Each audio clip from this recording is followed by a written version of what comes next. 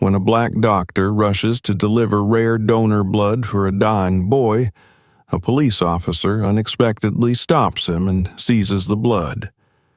The child's life is jeopardized, and the consequences of this decision shock everyone. Subscribe to the channel. Write in the comments. Where are you watching? James Carter sat alone in his dimly lit office, the hum of the hospital surrounding him like a low heartbeat. It was well past midnight, a time he often used to review patient charts or handle administrative tasks, far from the bustling daytime shifts. Tonight, however, felt different. He sensed a heaviness in the air, an unshakable tension that he couldn't explain. Then, as if on cue, his pager went off, flashing with an emergency code. The message read simply, "Immediate response required. Critical blood shortage." His chest tightened, and he instinctively reached for his lab coat, heart thudding with a blend of adrenaline and dread. It wasn't uncommon to be called in for urgent cases, but something about this one struck a deeper chord in him. James knew all too well how rare it was to find compatible blood for patients with specific, less common blood types. Each delay, every added moment of waiting, could mean the difference between life and death. The call was from his colleague in pediatrics, Dr. Elena Morse, known for her calm under pressure, but now sounding close to panic. She explained that a young boy, just 5 years old, had been rushed in following a severe accident. His family had a rare blood type, O negative, and they needed a fresh supply immediately. The situation was dire, and she was counting on him. James was already moving, his body reacting before his mind could catch up. "Don't worry, Elena, I'll handle this," he replied, trying to infuse his voice with the steady assurance he knew she needed to hear. His mind raced with calculations, the nearest blood banks, the most efficient routes, the time it would take to collect and return. The corridors of the hospital were dimly lit at this late hour, but the slight, sterile glow was enough to illuminate the urgency in his expression as he navigated his way to the hospital's blood storage unit.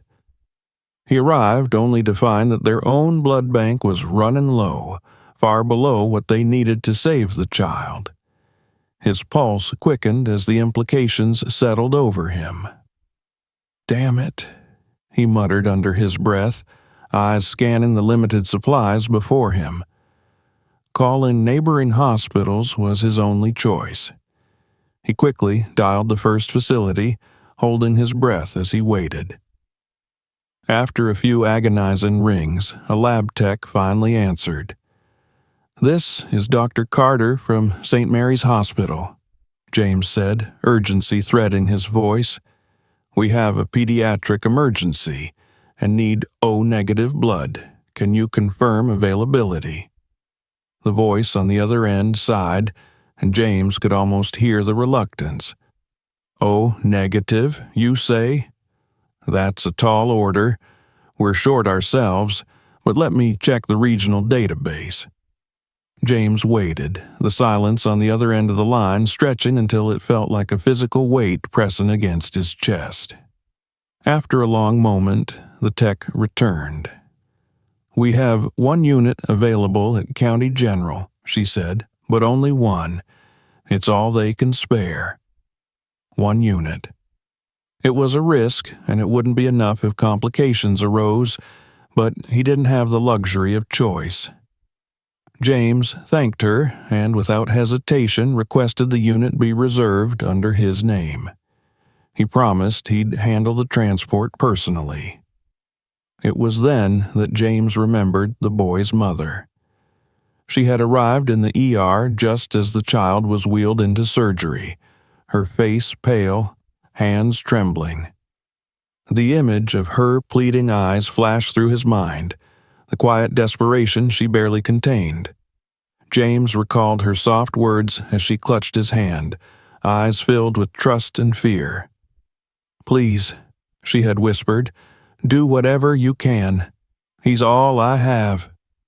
With each passing minute, the child's chances of survival slipped further away. James made his way to the ER where Elena was monitoring the child's vitals. She was deep in focus, her hands steady but her expression taut with worry. "Elena," James said, breaking her concentration, "County General has 1 unit of O negative. It's not much, but it's all they can spare." She nodded, her relief tempered by the severity of the situation.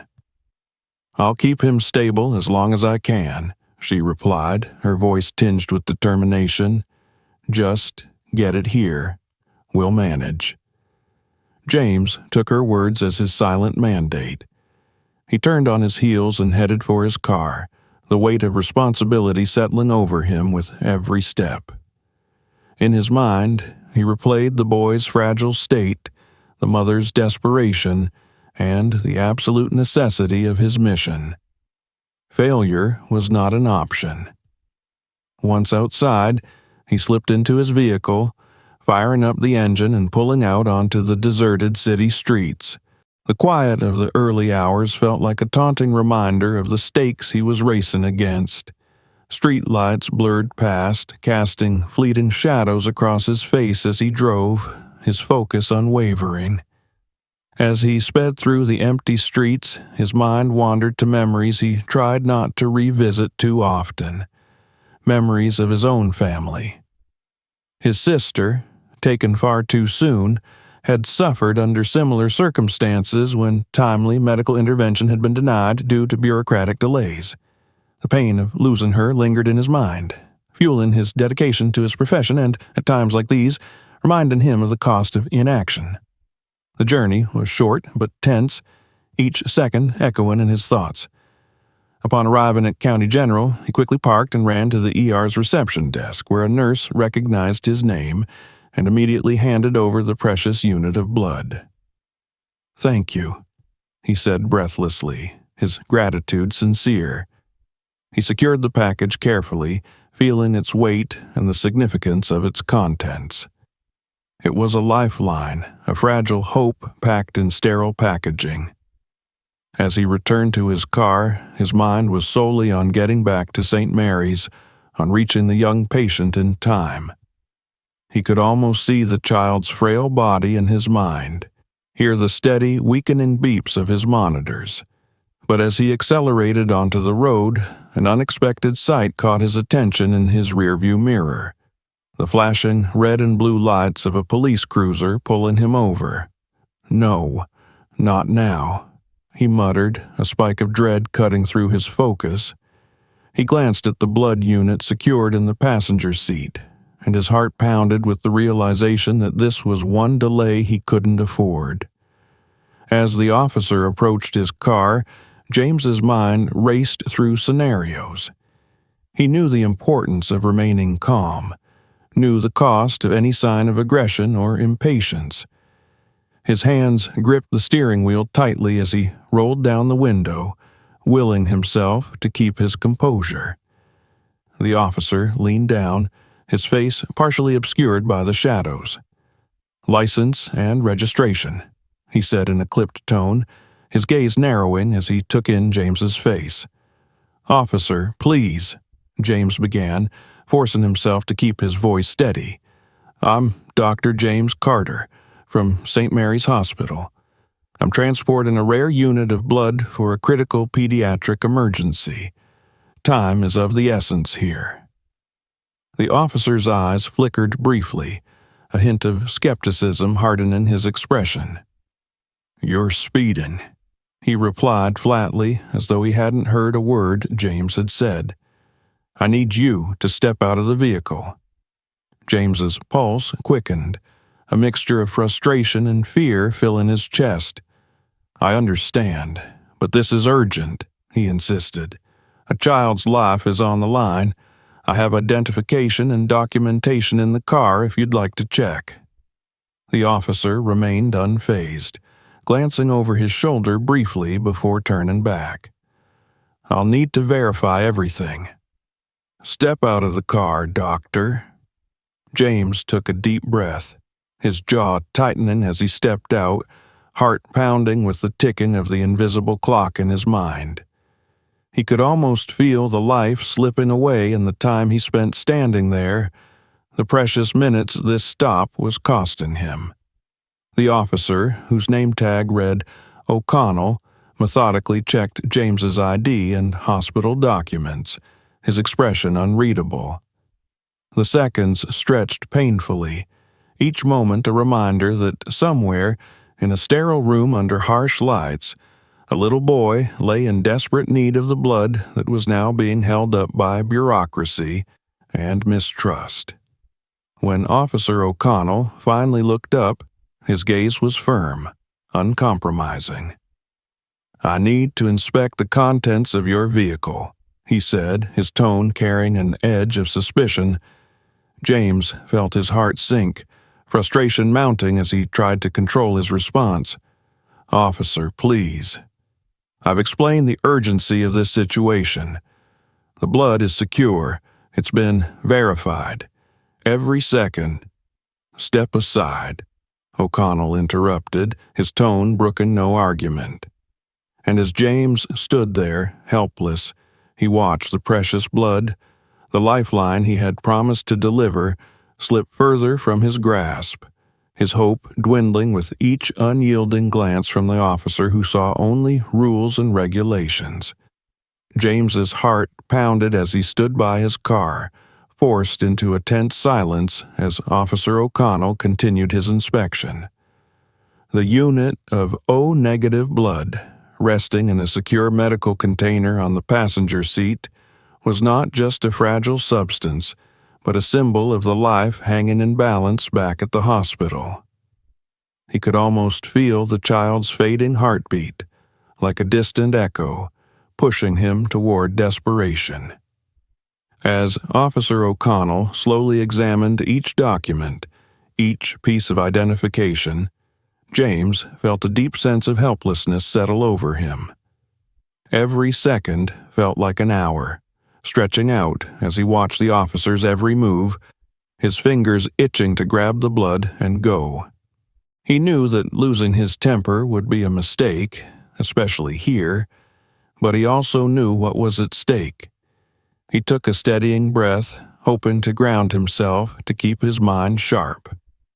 O'Connell closed one of James's documents with a snap, his gaze cold and unyielding as he handed it back.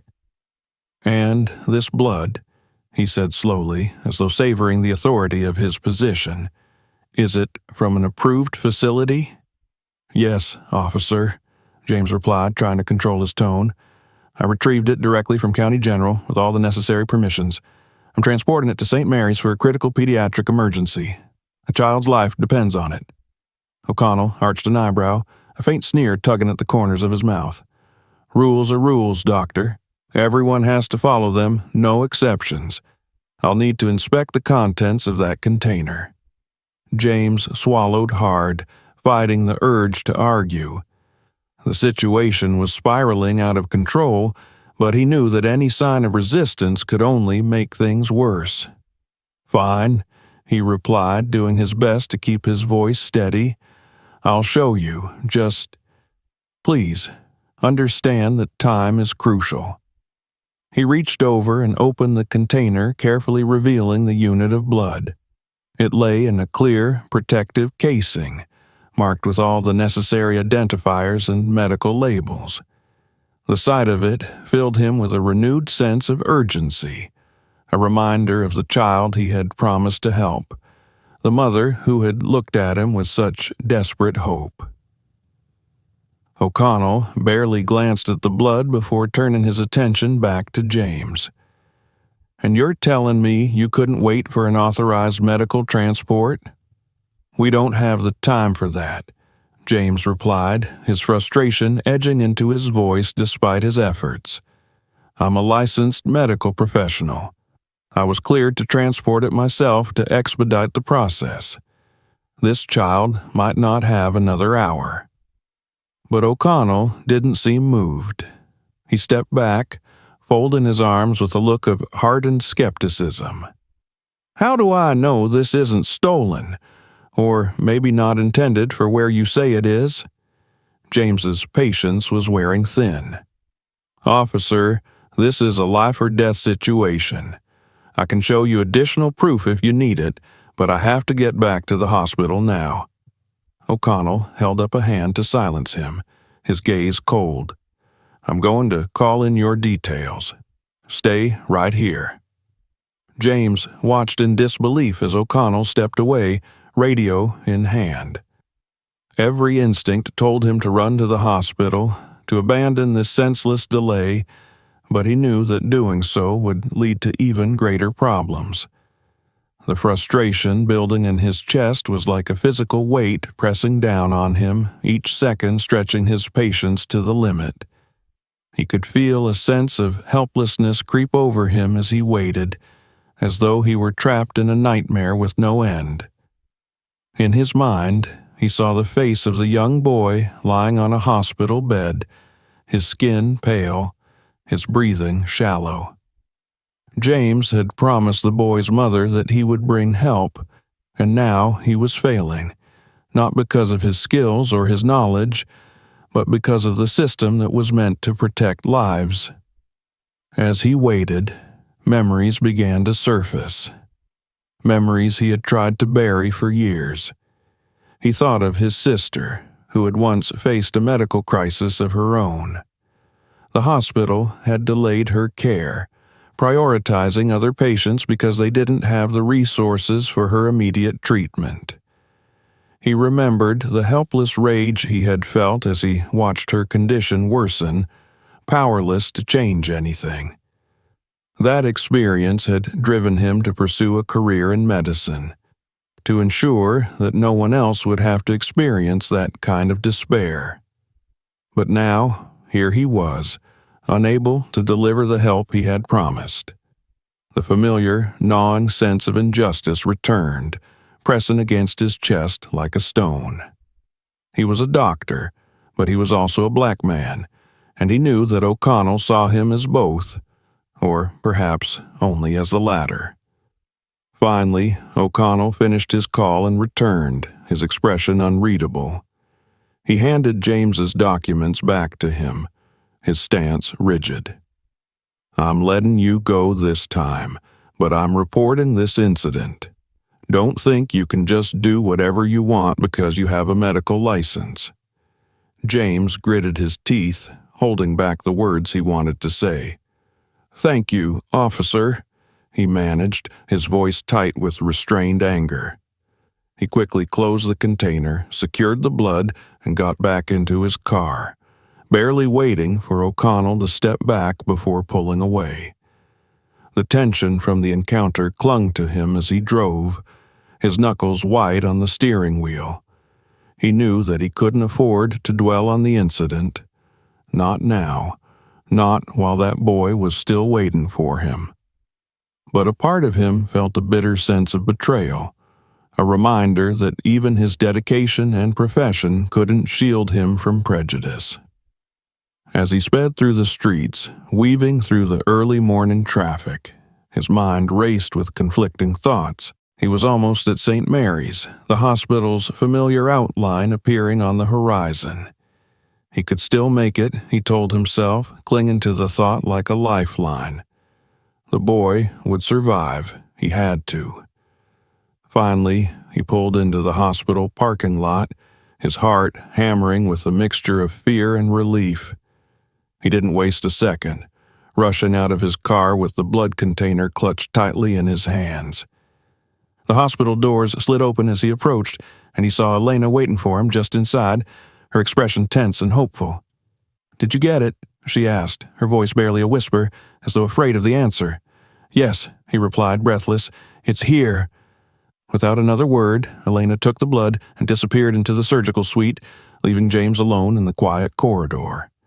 He sank into a nearby chair, exhaustion washing over him as he waited, every nerve in his body still taut from the events of the past hour. The echoes of his encounter with O'Connell lingered in his mind, mingling with the image of the boy fighting for his life. The minutes stretched on, each one carrying with it a sense of dread. He knew that even with the blood, the boys' chances were slim. The delay had cost them precious time, and he couldn't shake the feeling that it might have been too much. After what felt like an eternity, Elena emerged from the surgical suite, her expression unreadable. James stood up, his heart pounding in his chest as he searched her face for any sign of hope. "He's stable for now," she said, her voice quiet. But it was close. Too close. Relief and guilt mingled within him, a toxic combination that left him feeling both grateful and hollow. He had done everything he could, but he couldn't shake the knowledge that he had been forced to fight an unnecessary battle, one that had nearly cost the boy his life. As he left the hospital that morning, the city bathed in the pale light of dawn, James knew that he couldn't let this go. He had promised the boy's mother that he would bring help, and he had kept that promise, but at what cost? The injustice of it all burned within him, a quiet fury that refused to be silenced. He would have to confront this, to find a way to hold those responsible accountable. The boy's life had been saved, but there would be others, other children and families who would suffer if this system remained unchanged. And so, as the first rays of sunlight pierced the morning sky, James made a silent vow. He would fight for change, not just for himself, but for every patient who depended on him. The encounter with Officer O'Connell had only strengthened his resolve, fueling a determination that went beyond the walls of the hospital. The battle had only just begun. James returned to the hospital the next day, still haunted by the events of the previous night. Every step he took through the sterile corridors reminded him of his failed promise to deliver the blood without delay. Despite the success of the operation, the close call weighed heavily on him. He couldn't shake the feeling that he had barely managed to pull the boy back from the edge, and that the delay, brought on by a prejudiced system, had nearly stolen the child's life. As he walked through the pediatric wing, he caught sight of the boy's mother standing outside the recovery room, watching her son through the small glass window. Her shoulders were tense, her face drawn with exhaustion and worry, but there was a flicker of hope in her eyes. She turned as he approached, her gaze softening with gratitude. "Dr. Carter," she murmured, her voice barely audible. "Thank you. I don't know what I would have done if you hadn't been there. You saved him." James forced a small smile, though guilt gnawed at him. "I did my best, but it was almost too late. I wish I could have gotten here sooner." The woman's eyes filled with emotion. "I knew you'd come through. You kept your promise." He swallowed, wanting to tell her the full truth, but he didn't want to add to her worries. She didn't need to know about the close encounter on the road, or the officer who had nearly cost her son his life. All that mattered was that her son was safe, at least for now. After offering a few words of reassurance, James left her to her vigil. He headed back toward his office, his mind weighed down by a mixture of relief and anger. He had almost lost the child because of a single officer's prejudice. As a doctor, he had sworn an oath to protect lives, but how could he do that when he was forced to fight battles outside the hospital, against those who were supposed to serve and protect? In his office, he sank into his chair and took a deep breath, his hands clenching into fists. He was determined to do something about it. He couldn't let this go unchallenged. The boy's life had been saved, but the system was broken. And if he stayed silent, others might not be as fortunate. Just as he was contemplating his next steps, a knock sounded on his door. He looked up to see his colleague, Dr. Elena Morse, standing in the doorway, her expression a mix of relief and concern. James," she said softly, stepping into the room. "I just wanted to thank you for everything you did last night. That boy wouldn't be here if it weren't for you." He gave her a weary smile. "I only wish I could have done it faster. You know as well as I do that it was too close." Elena's expression darkened as she took a seat across from him. "I heard about the incident on the road. The officer who stopped you. Do you think it was because you're black?" James looked down, the weight of her question settling heavily over him. "I can't say for sure, but it felt like it. He didn't care about the blood or the urgency of the situation. He just saw me as someone who didn't belong on that road at that hour, someone he could control." Elena sighed, her expression one of both anger and sadness. "It's infuriating. We're here to save lives, but how are we supposed to do that when the people who are supposed to protect us become our obstacles?" He nodded, grateful for her support. "Exactly. And it's not just about me or even this one incident. It's about every patient who might suffer because of this system. We're supposed to trust them, but how can we when they don't trust us?" The two sat in silence for a moment, each lost in their thoughts. Finally, Elena spoke, her voice low but determined. "We can't let this go, James. That boy's life was nearly taken because of someone's bias. If we don't do something, it's only a matter of time before it happens again." James looked at her, feeling a surge of hope. "You're right. But how? I can file a complaint, but you know how these things go. It'll be brushed under the rug, dismissed as a misunderstanding." Elena shook her head, her eyes blazing. "No, this isn't just a complaint. This is a matter of public safety. You have witnesses, evidence. The mother, the boy, they're proof of what could have happened." Her words struck a chord with him. For the first time since the incident, he felt a glimmer of possibility, a way to bring attention to the injustice he had faced. He could make this bigger than himself, bigger than the hospital. He could make it about change. The determination in Elena's gaze only fueled his resolve. "Then that's what we'll do," he said firmly. "We'll take this public. People need to know that their lives are at risk because of prejudice." Over the next few days, James and Elena worked tirelessly to gather evidence and testimonies. They spoke with the mother, who was more than willing to support their cause, her gratitude to James shining through in every word. She shared her fears, her helplessness in those long, agonizing hours when her son lay on the edge of life and death. She even recounted the promise James had made to her, the reassurance he had given her that he would bring help, no matter what. With each testimony, with each piece of evidence they collected, James felt his resolve strengthen. This was about more than a single incident. It was about ensuring that no one else would have to endure the same struggle, the same fear.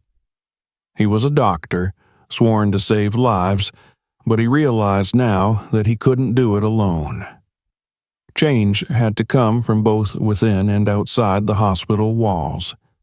They reached out to a local journalist, a woman named Maria, who was known for her work on social justice issues.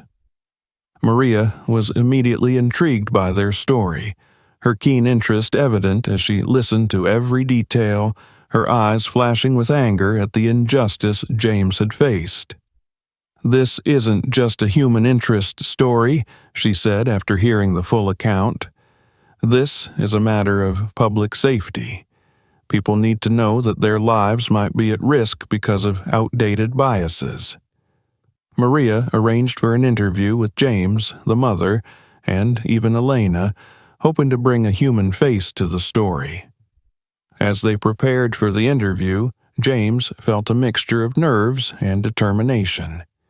He knew that speaking out would put him in the spotlight, that it might bring backlash from some quarters, but he also knew that it was necessary.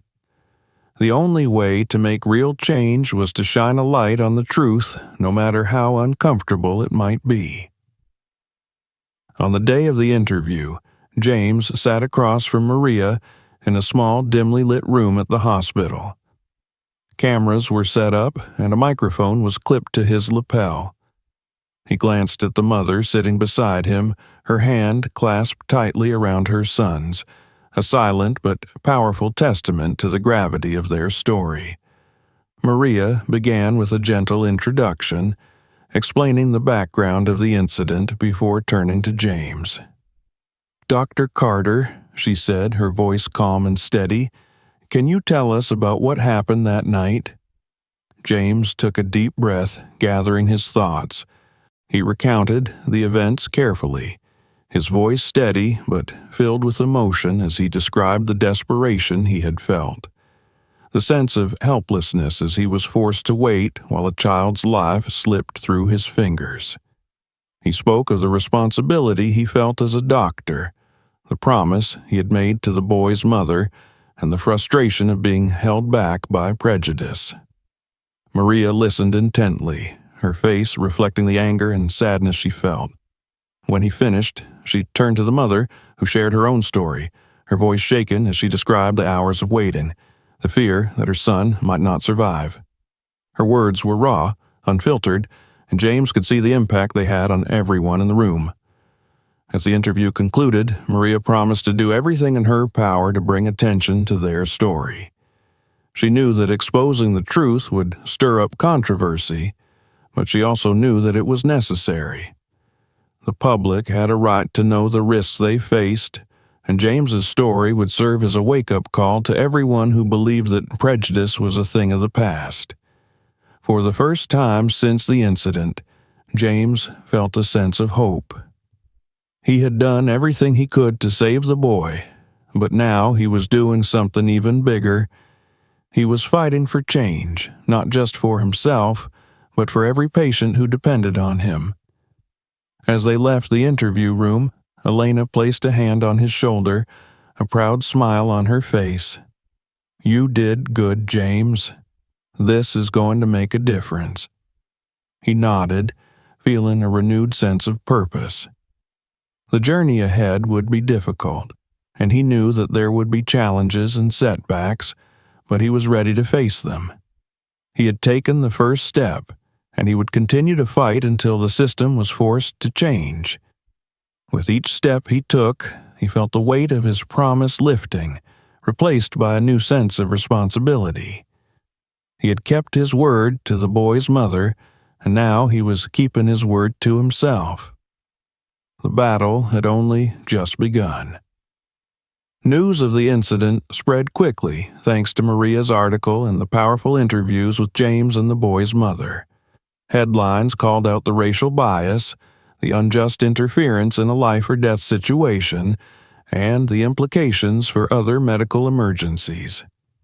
Within days, the story became a spark, igniting public outrage and drawing attention to the flawed systems in place. James found himself thrust into the center of a growing movement, his story resonating with people far beyond the hospital walls. Calls and emails poured in, from other medical professionals, from families who had faced similar barriers, and from activists pushing for systemic reform. Each message, each shared story, fueled James's determination to hold those responsible accountable. Yet, with every word of support came a heightened sense of responsibility. This was no longer just his fight. It was a battle for all who had been held back or hurt by prejudice. As James walked through the hospital halls, he could feel the change. Colleagues greeted him with nods of solidarity, nurses offered quiet encouragement, and even administrators seemed more attentive. The usually neutral air of the hospital buzzed with anticipation and tension, a palpable sense that something important was happening. Then came the official letter from the police department. They were launching an investigation into Officer O'Connell's actions. The letter, signed by a senior official, assured him that the department was taking the matter seriously and that they were committed to a thorough review. Despite the promising words, James felt a flicker of doubt. He knew the weight of bureaucracy, the countless ways investigations could be slowed or buried. But he couldn't let this slide. He arranged a meeting with the boy's mother and Elena, hoping to discuss their next steps. They met in a small, quiet room in the hospital's administrative wing, far from the prying eyes of reporters or curious colleagues. The boy's mother, a woman named Sarah, sat across from James, her hands clasped tightly in her lap. Her face was still drawn with the exhaustion of sleepless nights by her son's bedside, but her gaze was steady, filled with the same quiet determination James had seen during the interview. "Elena and I are planning to pursue this investigation further," James began, his voice calm but firm. "I don't want this swept under the rug. Too many lives are at stake if this kind of bias goes unchallenged." Sarah nodded, her voice barely a whisper. "I'll do whatever it takes, Dr. Carter. No mother should have to wonder if her child's life is less important because of prejudice." Elena spoke up, her tone resolute. "We need to keep the public's attention on this. It's the only way we'll get real change. The system won't fix itself if no one's watching," James agreed, feeling a surge of conviction. "Maria's already written a follow-up article, and she's pushing for a public hearing.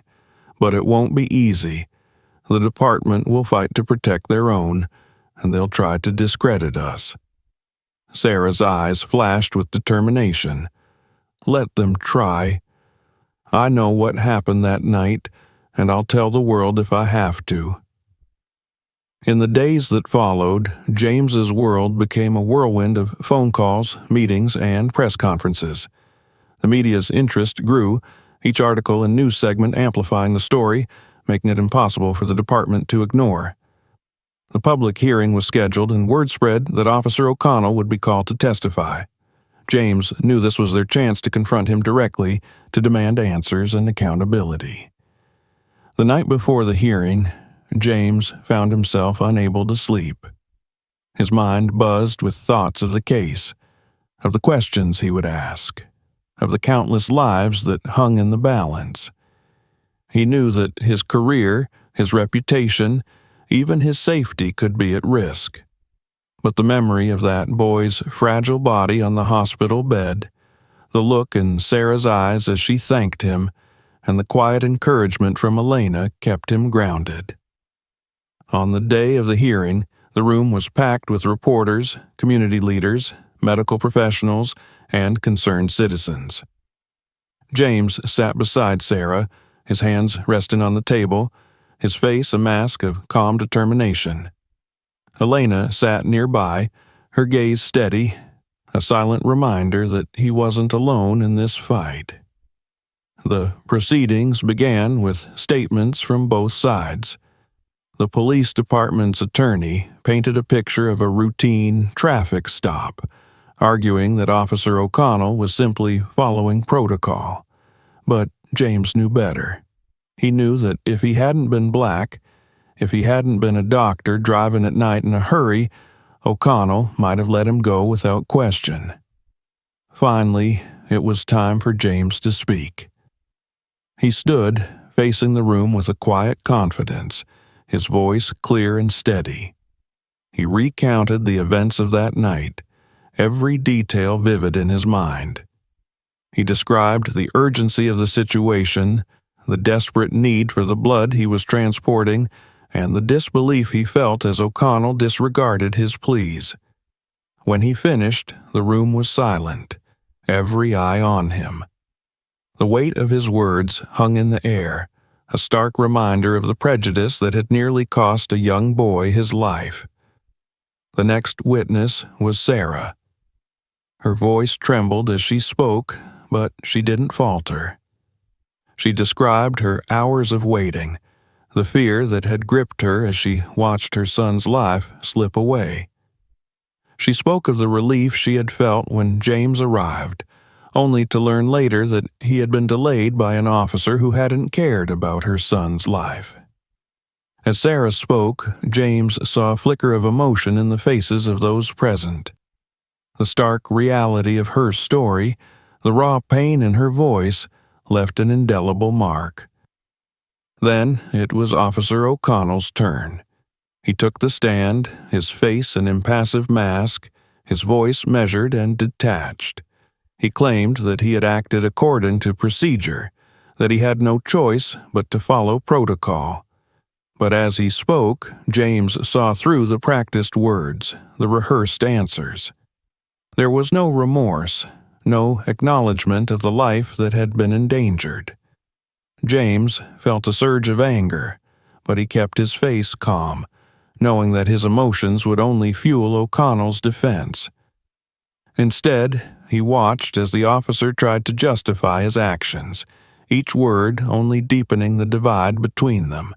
When the hearing concluded, the room was buzzing with whispers, the tension thick enough to cut with a knife. James left the courthouse with Sarah and Elena by his side, their expressions a mixture of exhaustion and determination. They had spoken their truth, and now it was up to the public, to the system, to decide whether justice would be served. Outside, a crowd had gathered, supporters holding signs and chanting for accountability. James felt a wave of gratitude as he looked at the faces in the crowd, people from all walks of life who had come to stand with him. He felt their strength, their belief in his cause, and it renewed his resolve. Back at the hospital, James returned to his duties, but he knew that his life had been forever changed. He had stepped into a fight far larger than himself, and he would continue to fight until the system was forced to change. The journey was far from over, but he was no longer alone. He had allies, a community, a movement that was growing stronger every day. As he left the hospital that night, he looked up at the sky, a sense of hope settling over him. He had kept his promise to Sarah, to her son, and to himself. The battle was just beginning, but he knew that together they would prevail. The public hearing was over, but the echoes of that day reverberated throughout the city. News outlets continued to report on the case, highlighting the stark reality of prejudice within the very systems meant to protect and serve. Messages of support continued pouring in for James and Sarah, and across the hospital, patients, doctors, and staff alike acknowledged the courage it took to bring the truth to light. Yet, beneath the groundswell of support was an undercurrent of uncertainty. Despite the exposure, James knew that true accountability was still uncertain. Days passed, and James received word that the police department was conducting a review of Officer O'Connell's actions. But he also knew that such investigations could easily be delayed, stalled, or even brushed aside if there wasn't enough public pressure. O'Connell's impassive face and cold justification of his actions during the hearing had only strengthened James's resolve. The officer's indifference to the harm he'd nearly caused had turned James's anger into a deep, unshakable determination. James's commitment to the cause took him from the hospital to community meetings, press interviews, and advocacy events. Each gathering brought more people to the movement, people who shared their own stories of bias and injustice. James could see the collective pain in their faces and hear the frustration in their voices. The unfairness he had experienced was part of a larger issue, a system that needed reform. And it was his story, his fight, that was galvanizing a community to demand change. As the days passed, Maria, the journalist who had first shared his story, approached James with a proposal. She had gathered enough momentum around the case that they could pressure the department into releasing all records of traffic stops, arrests, and other incidents involving Officer O'Connell. With public interest on their side, Maria explained, they could potentially expose other incidents of prejudice, creating undeniable pressure for reform. "We're going to force the system to be transparent," she said, her voice firm. "They can't ignore us now, not with so many eyes on them." James knew the risks. Exposing systemic issues within the police force could lead to retaliation, threats, or backlash. He was stepping into a battle with a powerful institution that wouldn't easily concede its flaws, but he also knew that he couldn't turn back now. The injustice he'd experienced was just one of many, and if he didn't continue, others would continue to suffer in silence. "Let's do it," he said to Maria, his voice resolute. "Whatever it takes, I'm all in." In the weeks that followed, Maria published a series of articles on traffic stops in the city, detailing patterns of discrimination and profiling within the department. Her investigation revealed multiple complaints against Officer O'Connell, all dismissed as misunderstandings or standard procedure. The stories caused a firestorm, with protests erupting outside the police department and calls for justice echoing through the streets. People from all backgrounds gathered, their voices a chorus demanding change. The public outcry led to a city council meeting, where citizens were invited to voice their concerns. The meeting was held in a packed auditorium, with cameras from local news stations set up to capture every moment. James attended, seated near the front with Sarah and Elena beside him. They could feel the energy in the room, the collective urgency for change. One by one, citizens took the stand, sharing their own stories of encounters with Officer O'Connell or similar experiences of injustice. A young black man recounted a terrifying encounter during a routine stop where he was questioned and searched without cause. An older woman shared how her son had been held overnight because he matched a description. Each story painted a stark picture of a broken system, one that saw people like James and his patients as suspicious before human. Finally, James was called to the stand. As he stepped forward, the room fell silent, all eyes on him. He could feel the weight of expectation, the hopes of the people who had entrusted him with their stories. Taking a deep breath, he began. "I am a doctor. My job is to save lives, to ensure that no matter who walks into my hospital, they receive the care they need," he started, his voice clear and steady. "But when I was stopped by Officer O'Connell, I wasn't seen as a doctor or as someone trying to save a life. I was seen as a threat. My professional identity, my dedication to my patients, none of it mattered. All that mattered was the color of my skin." He paused, looking out over the crowd, seeing their faces filled with empathy, anger, and hope. "I'm here today because this isn't just my story.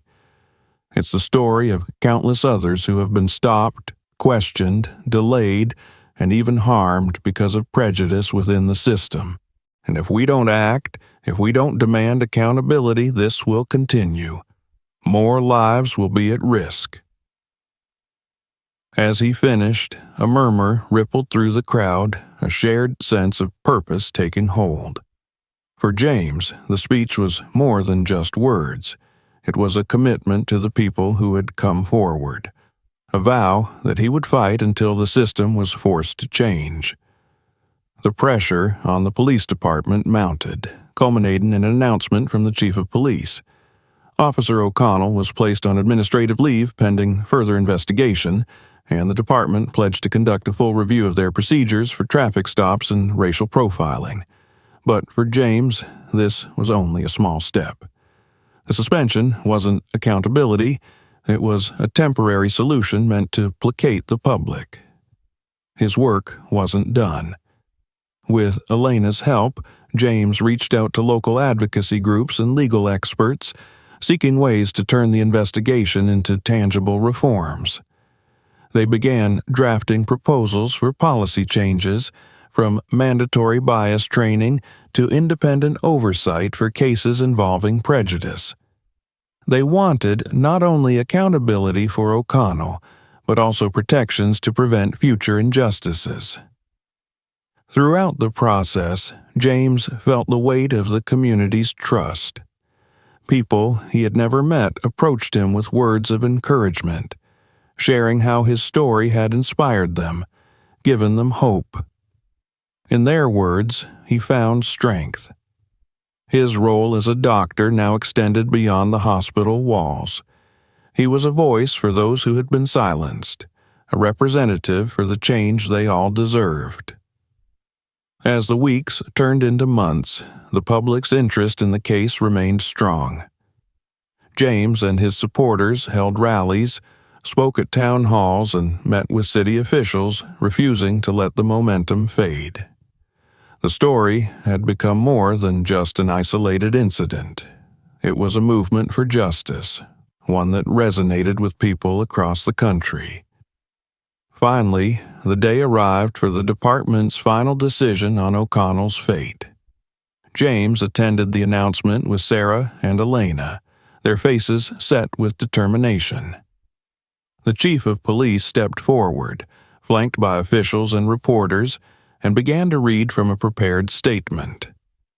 After careful review of Officer O'Connell's actions, we have determined that his conduct was in violation of department policy and inconsistent with our values.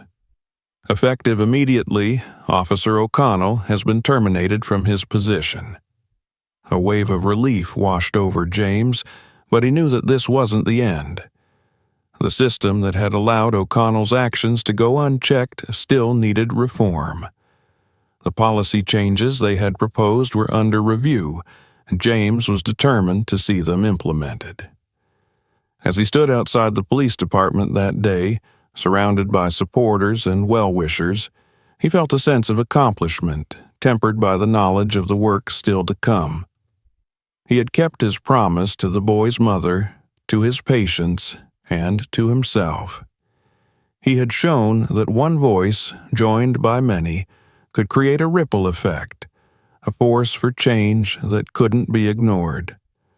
Later that evening, as James walked through the quiet halls of the hospital, he reflected on the journey he had taken. His role as a doctor had expanded, his life intertwined with the lives of those who had come forward to support him. He felt a renewed sense of purpose, a responsibility not only to heal, but to fight for justice. Passing the pediatric wing, he paused by the boys' room where Sarah sat beside her sleeping son, her hand resting on his tiny shoulder. She looked up as James approached, a grateful smile spreading across her face.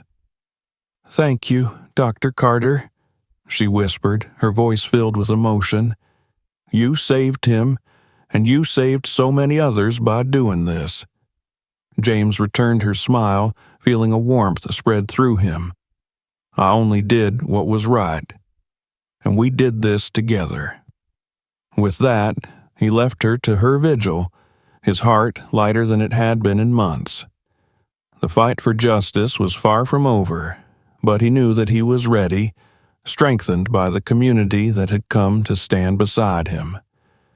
And as he walked away, he carried with him the knowledge that he had made a difference, not just as a doctor, but as a force for change. Subscribe so you don't miss new stories, and check out the other videos on our channel. There's more to come.